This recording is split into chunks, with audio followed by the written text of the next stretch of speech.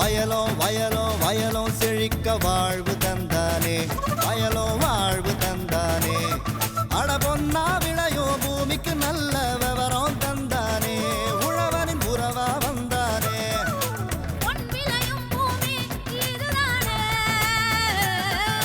வயலோ வயலோ வயலோ செழிக்க வாழ்வு தந்தானே, வயலோ வாழ்வு தந்தானே. அட பொன்னா விளையோ பூமிக்கு நல்ல விவரம் தந்தானே, உழவனின் உறவா வந்தானே. தந்தன தந்தன தன தந்தானே, மண்ணளம் பொங்கிட துணை வந்தானே. தந்தன தந்தன தன தந்தானே, மண்ணளம் பொங்கிட துணை வந்தானே. வணக்கம் வேளாண் பெருமக்களே. இன்றைய பொன் விளையும் பூமி நிகழ்ச்சியில் முதலில் வருவது வேளாண் செய்திகள், வேளாண் சந்தை நிலவரம், வேளாண் வானிலை.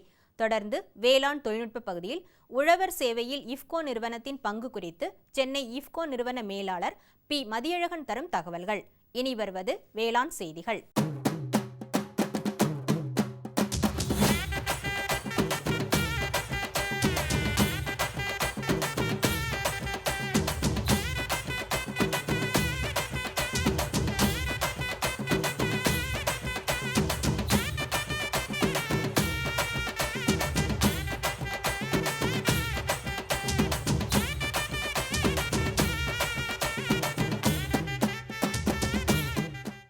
வணக்கம். வேளாண் செய்திகள். முதலில் வருவது மாத்தி யோசிச்சேங்க. சிறுதானியங்களிலிருந்து மதிப்பூட்டப்பட்ட பொருட்களில் ஒன்றான சாமைப்பால் பாயாசம் தயாரிப்பு முறை குறித்து திண்டுக்கல் மாவட்டம் சின்னாலப்பட்டி கிராம வேளாண்மையாளர் ஆர். பிரதிபா ராஜன் தரும் தகவல்கள். வேளாண் ஆலோசனை நேரத்தில் புறக்கடை கோழி வளர்ப்பில் ஏற்படும் பிரச்சனைகள் மற்றும் அதற்கான தீர்வுகள் குறித்து திருநெல்வேலி ராமையன்பட்டி கால்நடை மருத்துவக் கல்லூரி மற்றும் ஆராய்ச்சி நிலைய கால்நடை பராமரிப்பு மற்றும் விரிவாக்க கல்வித்துறை உதவி பேராசிரியர் டாக்டர் எம். வினோதினி தரும் ஆலோசனைகள். தொடர்ந்து வேளாண் சந்தையில் வேலூர் உழவர் சந்தையில் காய்கறிகளின் இன்றைய விலை நிலவரம். கன்னியாகுமரி மாவட்டம் தோவாளை மலர் சந்தையில் வணிக மலர்களின் இன்றைய விலை நிலவரம். வேளாண் வானிலையில் மிகு மழை பொழியும் மண்டலத்திற்கான வானிலை முன்னறிவிப்பு. உழவர் மற்றும் மீனவர்களுக்கான வானிலை முன்னறிவிப்பு. விரிவான செய்திகள். மாத்தி யோசிச்சேங்க. சிறுதானிய பயிர்களான கம்பு, திணை, வரகு, சாமை முதலியவற்றை நேரடியாக உட்கொள்வதை விட மதிப்பூட்டப்பட்ட பொருட்களாக மாற்றி உட்கொள்வதையே அனைவரும் விரும்புகின்றனர். சிறுதானியங்களிலிருந்து மதிப்பூட்டப்பட்ட பொருட்களில் ஒன்றான சாமைப்பால் பாயாசம் தயாரிப்பு முறை குறித்து திண்டுக்கல் மாவட்டம் சின்னாலப்பட்டி கிராம வேளாண்மையாளர் ஆர். பிரதிபா ராஜன் நம்மிடம் பகிர்ந்து கொண்ட போது,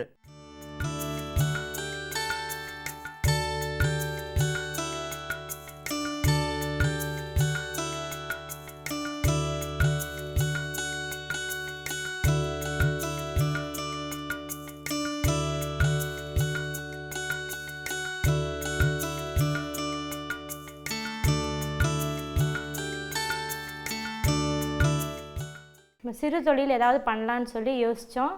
அப்போ வந்து பார்த்திங்கன்னா இப்போ பக்கத்தில் இருக்கிற மக்கள்லாம் கூப்பிட்டு, பெண்களெல்லாம் கூப்பிட்டு ஒரு யோசனை கேட்டோம். அவங்க வந்து என்ன செஞ்சாங்க, ஏதாவது நம்ம இந்த காலகட்டத்தில் என்ன மக்களுக்கு அதிக தேவைப்படுது, அதில் நம்ம ஏதாவது பொருள் தயாரிக்கலாம் அப்படின்னு சொல்லி சொன்னாங்க.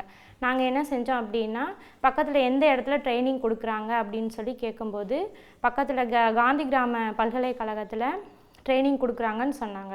அப்போ அவங்கள போய் கேட்கும்போது அவங்க தினை மாவு, சத்து மாவு, நிறைய ட்ரைனிங் வந்து எங்களுக்கு இந்த ஒரு வருஷ காலகட்டத்தில் கொடுத்துருக்காங்க. அது எல்லாமே இலவச பயிற்சியாக தான் கொடுத்துருக்காங்க. அது எங்களுக்கு வந்து ரொம்ப பயனாக இருந்துச்சு. அது ஒவ்வொன்றும் செஞ்சு கற்றுக் கொடுக்கும்போது பார்த்திங்கன்னா எங்களுக்கு இன்னும் ஆர்வம் வந்துச்சு. நல்லா நாங்கள் தொழில் செய்யலாம், நம்ம வந்து நல்லா முன்னேறலாம் அப்படின்னு சொல்லி வந்து எனக்கு நல்ல ஆர்வம் வந்துச்சு.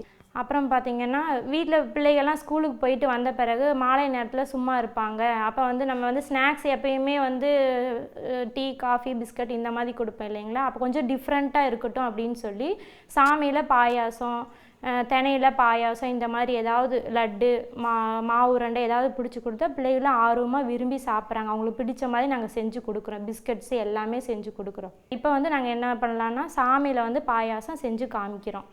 அது வந்து நல்லா ஊட்டச்சத்தான பொருள், நல்லா நமக்கு வந்து பயனாக இருக்கும். இப்போ வந்து அதை பார்ப்போம். சாமை பால் பாயசத்துக்கு தேவையான பொருட்கள் நம்ம இப்போ பார்க்கலாம். ஃபஸ்ட்டு வந்து பால், 1/2 லிட்டர் பால், 150 கிராம் சாமை, 1/4 கிலோ ஜீனி, 1 கப்பு தேங்காய் பால், தேவையான அளவுக்கு நம்மளுக்கு ஏலக்காய் பொடி, தேவையானவங்களுக்கு மட்டும் முந்திரி பருப்பு நம்ம யூஸ் பண்ணிக்கலாம். 1/2 லிட்டர் பால் நம்ம 1 டம்ளர் தண்ணி ஊற்றி நல்லா கொதிக்க வைக்க போகிறோம். பால் நல்லா கொதிச்சிருச்சு. நல்லா கொதித்த பிறகு தான் நம்ம சாமை ஆட் பண்ண போகிறோம்.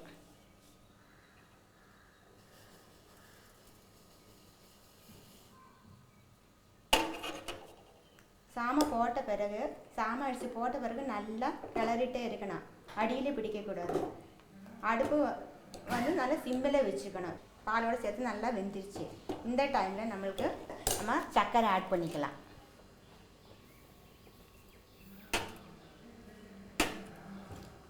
சர்க்கரை போட்ட பிறகு நல்லா கிளறிட்டே இருங்க, அப்போ தான் நல்லா அதில் சேர்ந்து வரும். இப்போ சர்க்கரை இதில் நல்லா கரைஞ்சிருச்சு. இந்த டைமில் நம்ம தேங்காய் பால் ஊற்றிக்கலாம்.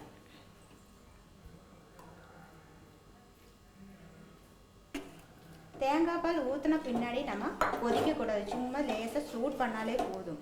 கொதிச்சிருச்சுன்னா அது திரண்டு போகிறதுக்கு சான்ஸ் இருக்குது, அதனால் லேசாக சூட் பண்ணாலே போதும். பாருங்கள், நல்லா பாயசம் ரெடி ஆயிடுச்சு. இந்த டைமில் வந்து நம்ம இந்த ஏலக்காய் பொடி சேர்த்துக்கலாம். கேஸு ஆஃப் பண்ணிக்கலாம். இப்போ வந்து நம்ம முந்திரி பருப்பு இதில் தாளித்து போட்டுக்கலாம். ஃபஸ்ட்டு வந்து ஒரு ஸ்பூன் நெய், தேவைப்பட்டவங்களும் மட்டும் இது மாதிரி தாளித்து போட்டாலே போதும், இல்லாட்டி அது தவிர்த்துக்கலாம், தேவையே இல்லை. இதில் முந்திரி பருப்பு ஃபஸ்ட்டு வந்து இந்த முந்திரி பருப்பு போட்டுக்கலாம். முந்திரி பருப்பு லேசாக நிறமான பாகத்தில் நம்ம இந்த திராட்சையும் இதில் போட்டுக்கலாம். இப்போ நம்ம நெய்யில் வறுத்த முந்திரி பருப்பு கிஸ்மிஸ் நம்ம இதில் போட்டுக்கலாம்.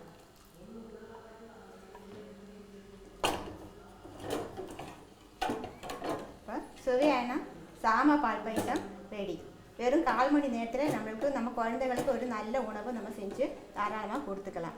மேலும் விவரங்கள் பெற ஆர் பிரதிபா ராஜன் அவர்களை 09171199447 என்ற கைபேசி எண்ணில் தொடர்பு கொள்ளலாம். இனி வருவது வேளாண் ஆலோசனை நேரம்.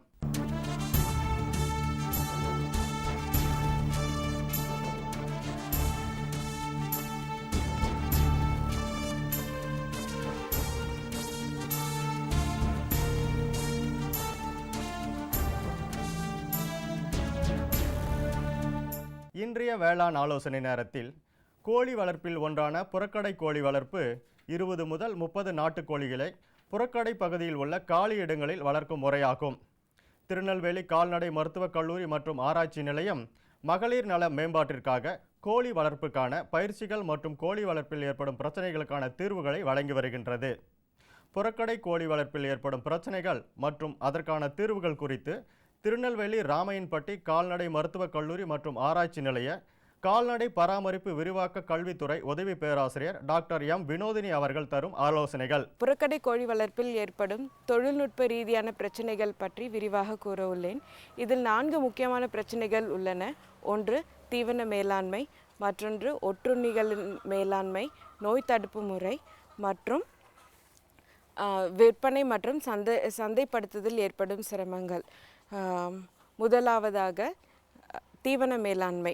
புறக்கடை முறையில் கோழிகளை வளர்ப்பதால் அவைகள் வெவ்வேறு இடங்களில் சென்று தீனிகளை கொட்டும் பழக்கம் உடையதால் அவர்களுக்கு தேவையான அளவோ அல்லது சரிவிகித உணவோ கிடைப்பதில்லை. இதனால் அவைகள் எடை கூடும் வாய்ப்புகள் குறைகிறது.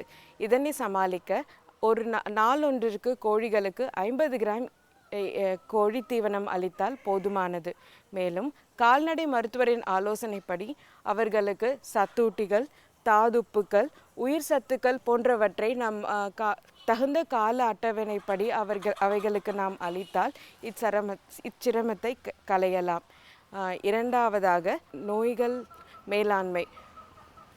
நாட்டுக்கோழிகளுக்கு நோய் தாக்கம் நோய் எதிர்ப்பு சக்தி அதிகமாக இருப்பினும் வெள்ளை கழிச்சல் மற்றும் கோழி அம்மை போன்ற தாக்கத்திலிருந்து அவற்றை காப்பாற்ற வேண்டியிருக்கிறது. இதற்கு தடுப்பூசியே சிறந்த வழியாகும். நாட்டுக்கோழிகளுக்கு வெள்ளை கழிச்சல் நோய் மற்றும் கோழி அம்மைக்கான தடுப்பூசியை கால்நடைத்துறை இலவசமாக ஆண்டுக்கு ஒரு முறை முகாம் நடத்தி தடுப்பூசிகளை போட்டு வருகின்றார்கள். மேலும் ஒவ்வொரு சனிக்கிழமையும் வெள்ளை கழிச்சல் நோய்க்கான தடுப்பூசி இலவசமாக போடப்படுகிறது. இச்செய்தியை அனைத்து கோழி வளர்ப்பவர்களுக்கும் சென்று அடையுமாறு செய்வோமாயின் இந்த நோய் தாக்கும் தன்மையிலிருந்து நம் வளர்க்கும் கோழிகளை காப்பாற்ற இயலும். மற்றொன்று ஒட்டுண்ணி மேலாண்மை. புறக்கடையில் வளர்க்கும் கோழிகள் எல்லா இடங்களிலும் சென்று தீவனத்தை உண்பதால் அவைகளுக்கு அக ஒட்டுண்ணிகளின் தாக்கம் அதிகமாக இருக்கும். அதனாலும் அவற்றிற்கு எடைகள் விரைவாக கூடுவதில்லை. இதனால் 2 மாதத்திற்கோ அல்லது 3 மாதத்திற்கோ ஒரு முறை குடற்புழு நீக்கம் செய்தோமாயின் அவைகளின் அக ஒட்டுண்ணிகள் நீங்குவதோடு விரைவாக இடைக்கூடும் வாய்ப்புகளும் அதிகமாகிறது. மேலும் அவை காக்கும் நாட்டுக்கோழிகளுக்கு புற ஒட்டுண்ணிகளின் தாக்கமும் அதிகமாக இருக்கிறது. இதனை களைய மருந்து குளியல் என்ற முறையில் புற ஒட்டுண்ணிகளிலிருந்தும் நமது நாட்டுக்கோழியை காக்க இயலும். மற்றொன்று விற்பனை மற்றும் சந்தைப்படுத்துதல் முறை. ஒப்பந்த முறையில் கோழிகள் வளர்ப்பவர்கள் அவற்றை வளர்ப்பதற்கு மட்டுமே முக்கியத்துவம் கொடுத்தால் போதும். ஏனெனில் சந்தைப்படுத்துதல் பொறுப்பை ஒப்பந்ததாரர்களை எடுத்துக்கொள்கிறார்கள். நாட்டுக்கோழி வளர்ப்பவர்கள் திசைக்கு ஒருவராய் இருப்பதால் அவர்களுக்கு சந்தைப்படுத்துதல் அதிக பின்னடைவு இருக்கிறது. இதனை களைய அனைத்து புறக்கடை முறையில் நாட்டுக்கோழி வளர்ப்பவர்கள் எல்லோரும் இணைந்து ஒருங்கிணைந்த குழு ஒன்றை ஆரம்பித்து அதன் மூலம் தங்கள் நாட்டுக்கோழியின் இறைச்சி மற்றும் முட்டைகளை தொடர்ச்சியாகவும் நிரந்தரமாகவும் சந்தைப்படுத்தும் வாய்ப்புகள் அமையும். 4 பிரச்சனைகளையும் நாம் கூறிய முறைப்படியோ அல்லது கல்லூரியில் உள்ள வல்லுநர்களோ அல்லது கால்நடைத்துறை மருத்துவர்களையோ அணுகி மேலும் விவரங்களையும் பெற்று பயனடையுமாறு கேட்டுக்கொள்கிறேன். மேலும் விவரங்கள் பெற டாக்டர் எம் வினோதினி அவர்களை 09176352660 என்ற கைபேசி எண்ணில் தொடர்பு கொள்ளலாம். விளம்பர இடைவேளைக்கு பின் வேளாண் செய்திகள் தொடரும்.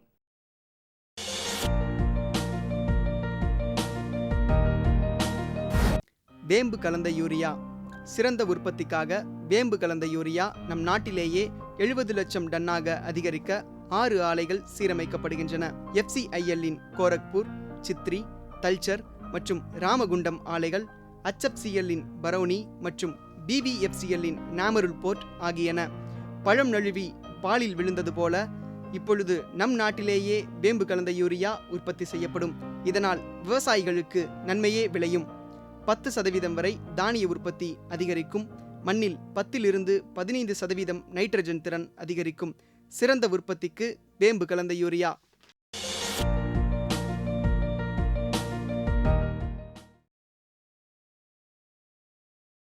कहानी छोड़ जा कुछ तो निशानी छोड़ जा कौन அப்பா ஐ புதுக்கொடை. அம்மா இங்க பாரு பாரேன், அப்பா புதுக்கொடை வாங்கி வந்திருக்காரு. எவ்வளவு அழகா இருக்குல்ல. இனிமே நீ மழையில நனைய மாட்ட. இந்தா இத பிடி.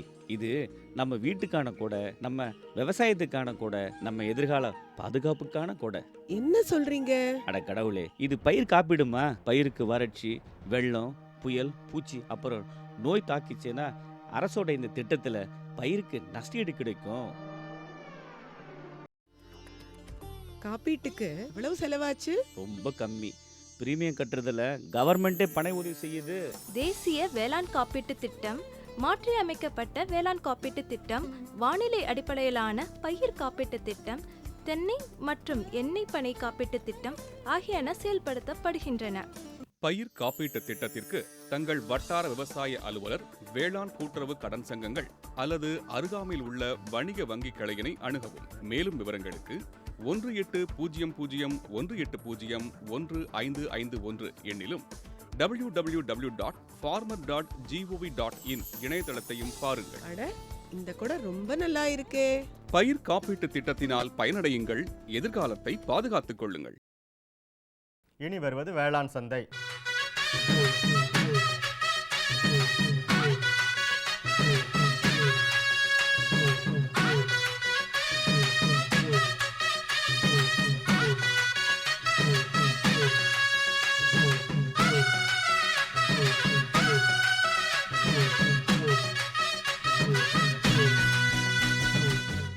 வேளாண் சந்தையில் வேலூர் உழவர் சந்தையில் காய்கறிகளின் இன்றைய விலை நிலவரம். கத்திரிக்காய் 1 கிலோ 22 ரூபாய்க்கும், வெண்டைக்காய் 1 கிலோ 10 ரூபாய்க்கும், அவரைக்காய் 1 கிலோ 18 ரூபாய்க்கும், சின்ன வெங்காயம் 1 கிலோ 38 ரூபாய்க்கும், பெரிய வெங்காயம் 1 கிலோ 56 ரூபாய்க்கும், பச்சை மிளகாய் 1 கிலோ 24 ரூபாய்க்கும், தக்காளி 1 கிலோ 13 ரூபாய்க்கும், இஞ்சி 1 கிலோ 30 ரூபாய்க்கும், உருளைக்கிழங்கு 1 கிலோ 16 ரூபாய்க்கும், கேரட் 1 கிலோ 32 ரூபாய்க்கும், பீட்ரூட் 1 கிலோ 12 ரூபாய்க்கும், முட்டைக்கோஸ் 1 கிலோ 14 ரூபாய்க்கும், கருவேப்பிலை 1 கிலோ 18 ரூபாய்க்கும், கொத்தமல்லி கட்டு ஒன்று 16 ரூபாய்க்கும், புதினா கட்டு ஒன்று 16 ரூபாய்க்கும் விற்பனை செய்யப்பட்டது. கன்னியாகுமரி மாவட்டம் தோவாளை மலர் சந்தையில் வணிக மலர்களின் இன்றைய விலை நிலவரம். கத்திரி ரோஸ் 20 பூக்கள் கொண்ட பாக்கெட் விலை 30 ரூபாய்க்கும், மல்லிகை 1 கிலோ 125 ரூபாய்க்கும், முல்லை 1 கிலோ 250 ரூபாய்க்கும், கனகாம்பரம் 1 கிலோ 200 ரூபாய்க்கும், செண்டுமல்லி 1 கிலோ 40 ரூபாய்க்கும், வாடாமல்லி 1 கிலோ 200 ரூபாய்க்கும், பட்டன் ரோஸ் 1 கிலோ 150 ரூபாய்க்கும், துளசி 1 கிலோ 20 ரூபாய்க்கும், சம்பங்கி 1 கிலோ 80 ரூபாய்க்கும், அரளி 1 கிலோ 100 ரூபாய்க்கும், சாமந்தி 1 கிலோ 200 ரூபாய்க்கும், காக்கடா 1 கிலோ 250 ரூபாய்க்கும், கோழிக்கொண்டை 1 கிலோ 50 ரூபாய்க்கும், விருச்சிப்பூ 1 கிலோ 120 ரூபாய்க்கும் விற்பனை செய்யப்பட்டது. இனி வருவது வேளாண் வானிலை.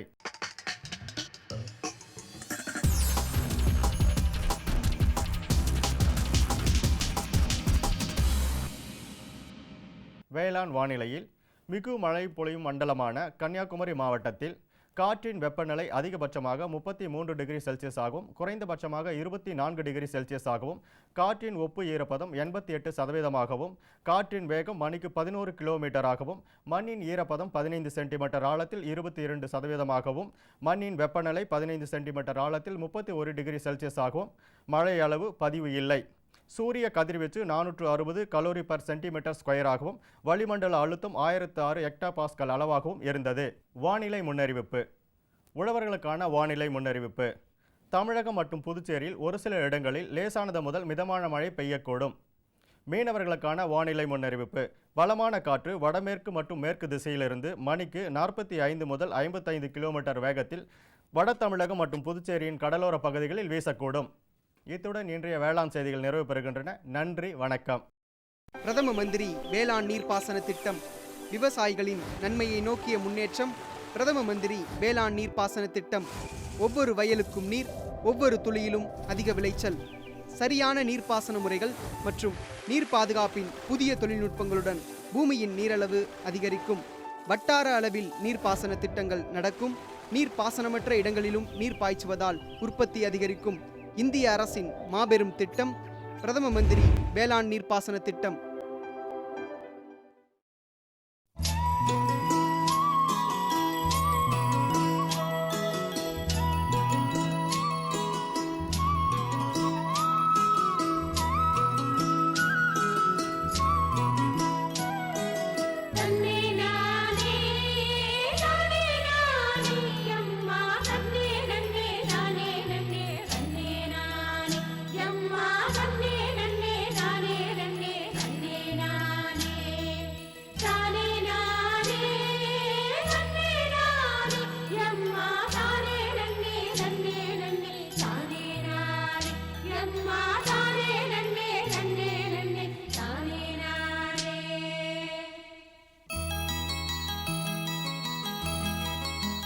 இஃப்கோ நிறுவனம் என்பது ஒரு கூட்டுறவு உர நிறுவனமாகும். இஃப்கோ நிறுவனம் 1974ஆம் ஆண்டு உர உற்பத்தியை துவங்கி இன்று இந்தியாவின் மொத்த உர உற்பத்தியில் 25% பங்கு வகிக்கின்றது. இந்நிறுவனம் வேளாண்மையாளர்களுக்கு உற்பத்தி விலையிலேயே உரத்தினை அளித்து வருகின்றது. அந்த வகையில் இன்றைய வேளாண் தொழில்நுட்ப பகுதியில் உழவர் சேவையில் இஃப்கோ நிறுவனத்தின் பங்கு குறித்து சென்னை இஃப்கோ நிறுவன மேலாளர் பி. மதியழகன் தரும் தகவல்கள்.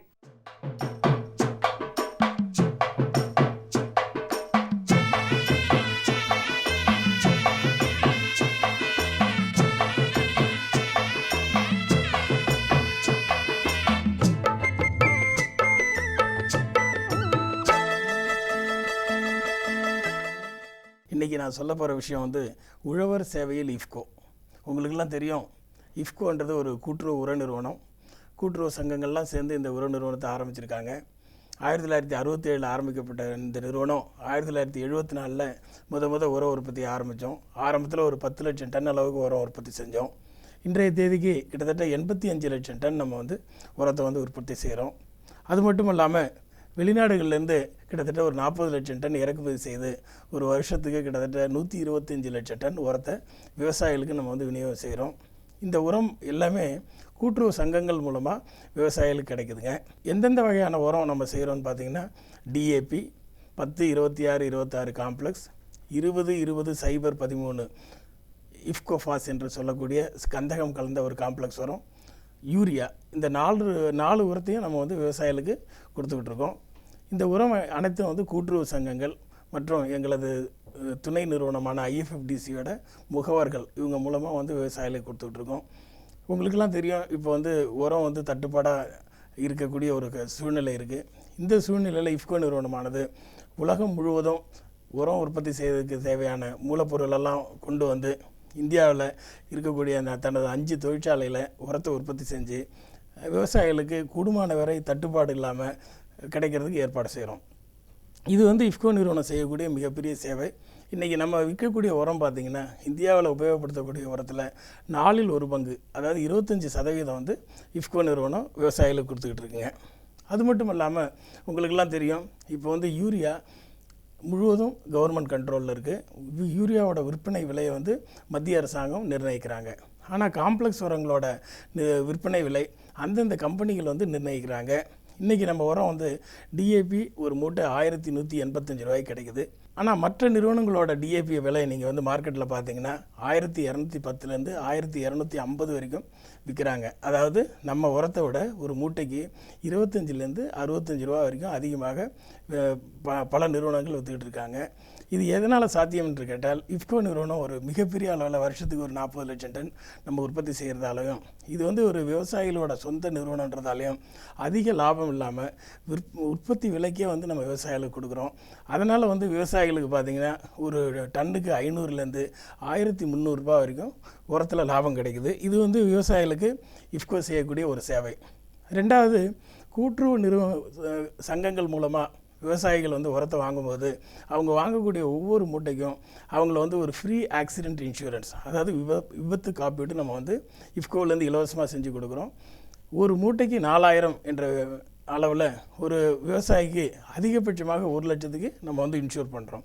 இந்த உரம் வாங்குகிற விவசாயிக்கு அவருக்கு தெரியாமலேயே அவரை வந்து நம்ம விபத்து காப்பீடு இன்சூரன்ஸ் கொடுக்குறது, இது ஒரு பெரிய சேவை இஃப்கோ செஞ்சுக்கிட்டு இருக்குது. இது தவிர இஃப்கோ நிறுவனம் உரம் விற்பது மட்டும் நமக்கு வந்து முக்கியமான நோக்கம் இல்லை. விவசாயிகள் உரத்தை வந்து சரியாக பயன்படுத்தணுன்றதுக்காக நம்ம இந்தியா முழுவதும் கிட்டத்தட்ட 700 வேளாண்மை பட்டதாரிகள் இஃப்கோவில் கள அலுவலர்களாக வந்து வேலை பார்த்துக்கிட்டு இருக்காங்க. தமிழ்நாட்டை பொறுத்த வரைக்கும் கிட்டத்தட்ட 15 கள அலுவலர்கள் இருக்காங்க. இவங்க எல்லாமே வேளாண்மை பட்டதாரின்றதால விவசாயிகளுக்கு நிறைய செயல் விளக்கங்கள்லாம் செஞ்சுக்கிட்டு இருக்காங்க. அது தவிர விவசாய கருத்தரங்குகள் நிறையா ஏற்பாடு பண்ணுறாங்க. அடுத்தது சாகுபடி கருத்தரங்கு அப்படின்னு சொல்லிட்டு தொழில்நுட்ப வல்லுநர்கள் நம்ம வேளாண்மை பல்கலைக்கழகத்திலேருந்து அவங்க ப்ரொஃபஸர்ஸ் எல்லாம் கூப்பிட்டு வந்து விவசாயிகளோட கலந்துரையாட வச்சு விவசாயிகளுக்கு வந்து இந்த தொழில்நுட்பங்கள் அனைத்தும் தெரிவதற்கு எல்லா ஏற்பாடுகளும் நம்ம செஞ்சுக்கிட்டு இருக்கோம். இது தவிர உர விற்பனையாளர்களுக்கு நம்ம வந்து பயிற்சி கொடுக்குறோங்க. காரணம், விவசாயிகள் வந்து உர விற்பனையாளர்கிட்ட தான் போய் உரம் வாங்குகிறாங்க. அந்த நேரத்தில் வந்து உரம் சம்மந்தமான சில செய்திகளை வந்து அவங்க மூலமாக தெரிவிக்கும் போது அது வந்து உண்மையிலே வந்து மிகவும் உபயோகரமாக இருக்குன்றதால உர விற்பனையாளர்களை உரத்தை பற்றிய அனைத்து தகவல்களும் அவங்களுக்கு கொடுத்து, அது தவிர அவங்க பகுதியில் என்னென்ன பயிர் இருக்கோ அந்த பயிருக்கு வந்து எப்படி உரம் போடணும் என்ற விவரத்தெல்லாம் வந்து நம்ம வந்து அவங்களுக்கு பயிற்சி கொடுத்துக்கிட்டு இருக்கோம். இது தவிர இஃப்கோ நிறுவனத்தோட துணை நிறுவனங்கள் கிட்டத்தட்ட 18 துணை நிறுவனங்கள் இஃப்கோவில் இருக்குங்க. அந்த துணை நிறுவனங்கள் ஒவ்வொன்றும் வந்து இந்த உர உற்பத்திக்கு வந்து உபயோகப்படுது அல்லது விவசாயிகளுக்கு சேவை செய்வதற்காக நம்ம வச்சுக்கிட்டு இருக்கோம். குறிப்பாக வந்து இஃப்கோ கிசான் சஞ்சார் லிமிடெட் அப்படின்னு வந்து இஃப்கோ நிறுவனம் ஒரு டெலிஃபோன் நிறுவனத்தை ஆரம்பிச்சிருக்காங்க. அந்த நிறுவனத்தில் பார்த்திங்கன்னா நீங்கள் அந்த க்ரீன் சிம் கார்டு என்று சொல்லக்கூடிய ஒரு சிம் கார்டை வந்து அவங்க டிஸ்ட்ரிபியூட் பண்ணுறாங்க. இது மற்ற டெலிஃபோனில் என்னென்ன உங்களுக்கு வசதிகள் இருக்கோ மொபைலில் அந்த வசதிகள் அனைத்தும் அந்த க்ரீன் சிம் கார்டில் கிடைக்கும். அது தவிர ஒரு நாளைக்கு 5 சேவை செய்திகள் வந்து விவசாயிகளுக்கு நம்ம இலவசமாக கொடுக்குறோம்.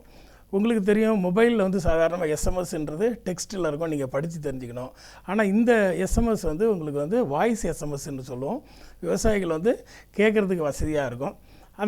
அதன் மூலம் வந்து அந்தந்த பகுதிக்கு என்னென்ன வேளாண்மை செய்திகள் தேவையோ அதை நம்ம சொல்கிறோம். அது தவிர விவசாயிகள் வந்து அவங்களுக்கு வந்து அவங்க சம்மந்தப்பட்ட ஒரு ரேஷன் கார்டு வாங்குறது எப்படி, ஒரு ஹாஸ்பிட்டலுக்கு எப்படி போகணும், என்னென்ன பிரச்சனைகளுக்கு ஹாஸ்பிட்டல் போகணும், இது மாதிரி விஷயங்களையும் வந்து நம்ம சொல்லிகிட்டு இருக்கோங்க. இது தவிர இந்த இஃப்கோ கிசான் சஞ்சார் லிமிடெட் வந்து கேசிசின்னு நீங்கள் கேள்விப்பட்டிருப்பீங்க. விவசாயிகளுக்கு எந்த ஒரு செய்தி தேவைன்னாலும் வேளாண்மை சம்மந்தமாக 1-800-1-800-1551 இந்த நம்பர் வந்து டோல் ஃப்ரீ நம்பர். இதில் நீங்கள் வந்து டெலிஃபோன் பண்ணுறதுக்கு எந்த விதமான கட்டணமும் நீங்கள் செலுத்த வேண்டியதில்லை. இந்த நம்பர் வந்து கோயம்புத்தூரில் இருக்க கிசான் கால் சென்டருக்கு போகும். அங்கே வந்து வல்லுநர்கள் வந்து உங்கள் கேள்விகளுக்கு பதில் சொல்லுவாங்க. இந்த ஒரு கேசிசி மத்திய அரசின் திட்டத்தையும் இஃப்கோ நிறுவனம் வந்து செயல்படுத்திக்கிட்டு இருக்கு. இதன் மூலம் விவசாயிகளுக்கு பல சேவைகளை இஃப்கோ நிறுவனம் செஞ்சுக்கிட்டு இருக்குங்க. மேலும் விவரங்கள் பெற பி. மதியழகன் அவர்களை 09444990740 என்ற கைபேசி எண்ணில் தொடர்பு கொள்ளலாம். சரிங்க. இவ்ளோ நேரம் சிரிச்சு யார் கால் சென்டர் நிபுணர்கிட்ட பயிர்கள் பத்தி யோசனை கேட்டுட்டு இருந்தேன். காலையில சரி, மதியானம் கூடவா? விவசாயிகள் கால் சென்டர் காலையில 6 மணில இருந்து ராத்திரி 10 மணி வரை திறந்திருக்கும். ஞாயிற்றுக்கிழமை கூடவா? ஆமா, வருஷத்துல 365 நாளும் திறந்திருக்கும். விவசாயம் சம்பந்தப்பட்ட பிரச்சனைகளுக்கு தங்கள் மொழியில் உடனே தீர்வு பெற இந்தியாவில் எங்கிருந்தும் எந்த போன் மூலமும் தேசிய ஹெல்ப்லைன் நம்பர் 1800-180-1551 தொடர்பு கொள்ளவும். 31/8/2015 திங்கட்கிழமை அன்று பொன் விளையும் பூமி நிகழ்ச்சியில்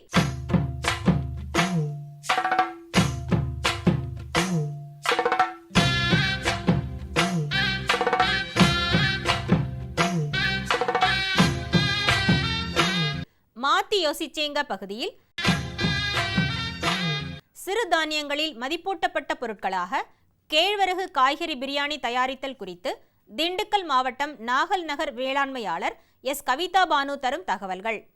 வேளாண் ஆலோசனை நேரத்தில் கால்நடைகளை தாக்கும் அக ஒட்டுண்ணி நோய்கள், அவற்றை தடுக்கும் முறைகள் குறித்து திருநெல்வேலி ராமையன்பட்டி கால்நடை மருத்துவக் கல்லூரி மற்றும் ஆராய்ச்சி நிலைய கால்நடை ஒட்டுண்ணியல் துறை பேராசிரியர் மற்றும் தலைவர் டாக்டர் டி. அண்ணா தரும் ஆலோசனைகள். வேளாண் தொழில்நுட்ப பகுதியில் திண்டுக்கல் மாவட்ட நீர்வடி பகுதி மேம்பாட்டு முகமை திட்டம் குறித்து திண்டுக்கல் மாவட்ட நீர்வடி பகுதி மேம்பாட்டு முகமை திட்ட மேலாளர் மற்றும் துணை இயக்குனர் என். ஜெயராஜ் தரும் தகவல்கள் ஆகியன இடம்பெறும்.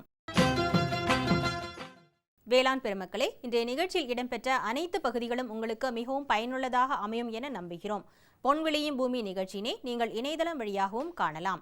எங்களின் இணையதள முகவரி www.youtube.com/user/agriculture மற்றும் www.ddpodigai.org.in. உங்களின் கருத்துக்கள் மற்றும் ஆலோசனைகள் வரவேற்கப்படுகின்றன. அனுப்ப வேண்டிய மின்னஞ்சல் முகவரி ddagri05chennai@gmail.com. வேளாண் ஆலோசனைகளுக்கு www.farmer.gov.in என்ற இணையதளத்திலும் 1800-180-1551 என்ற தொலைபேசி எண்ணிலும் தொடர்பு கொள்ளலாம். மீண்டும் அடுத்த பொன்விளையும் பூமி நிகழ்ச்சியில் சந்திப்போம். நன்றி, வணக்கம்.